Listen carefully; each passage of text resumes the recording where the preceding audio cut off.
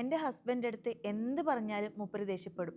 ഈ ഒരു പ്രശ്നവുമായിട്ട് ഒരുപാട് ഭാര്യമാർ എൻ്റെ അടുത്ത് കൺസൾട്ടേഷന് വരാറുണ്ട്. പലപ്പോഴും ഭർത്താക്കന്മാർ കാണിക്കുന്ന ദേഷ്യങ്ങൾ ശരിക്കും ദേഷ്യങ്ങളാവാറില്ല. അതിലൊന്ന് ഫിനാൻഷ്യൽ സ്ട്രഗിൾ ആണ്. അവർക്ക് ലോൺ ഉണ്ടാവാം, മക്കളുടെ കാര്യങ്ങൾ ചെയ്യാനുണ്ടാവാം, അതും അല്ലെങ്കിൽ വീട്ടിലത്തെ കാര്യങ്ങൾ ചെയ്യാനുണ്ടാവാം.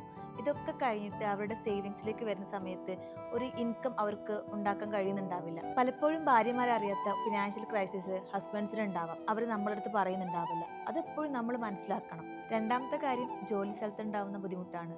അവരുടെ മാനേജ്മെൻറ്റോ അവരുടെ സുപ്പീരിയറോ അവർക്ക് പ്രഷർ കൊടുക്കുകയും അവർക്ക് അവിടെ നിൽക്കണം എന്ന് താല്പര്യമില്ല. പക്ഷേ വീട്ടിലെ കാര്യങ്ങൾ ആലോചിക്കുന്ന സമയത്ത് അവർക്ക് നിന്നേ പറ്റൂ. ആ ഒരു ഇഷ്യൂ അവരെ വല്ലാതെ ഫേസ് ചെയ്തിട്ട് ഒരു ലോക്കിലായിരിക്കും അവരുണ്ടാവുന്നത്.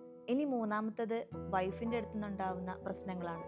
സ്വാഭാവികമായിട്ടും നമുക്കറിയാം, ഹസ്ബൻഡ് ആൻഡ് വൈഫ് റിലേഷൻഷിപ്പിലേക്ക് ഇഷ്യൂസ് ഉണ്ടാവും. അത് അവരെ മെൻ്റലി ഹരാസ് ചെയ്യുന്ന രീതിയിലേക്ക് നിങ്ങളുടെ സംസാരങ്ങൾ മാറുന്ന സമയത്ത് അവർക്ക് ഭയങ്കര ബുദ്ധിമുട്ടുണ്ടാക്കും. നാലാമത്തെ കാര്യം, മക്കൾ ഉപ്പമാരുടെ സംസാരിക്കുന്ന സമയത്ത് അൺഎക്സ്പെക്റ്റഡ് ആയിട്ട് ഉണ്ടാവുന്ന വേർഡ്സ് ആയിരിക്കാം. അവരുടെ മുറിപ്പെടുത്തുന്ന വാക്കുകളൊക്കെ അവിടെ വന്നിട്ടുണ്ടാവാം. അപ്പോൾ ഇതിലേതെങ്കിലുമൊക്കെ കാര്യം അയാളെ മാനസികപരമായിട്ട് തളർത്തുന്ന സമയത്തായിരിക്കും ഈ ദേഷ്യങ്ങൾ പുറത്തേക്ക് എക്സ്പ്രസ് ചെയ്യുന്നത്. പലപ്പോഴും നമ്മൾ ഭാര്യമാർ ഇതൊന്നും മനസ്സിലാക്കാറില്ല.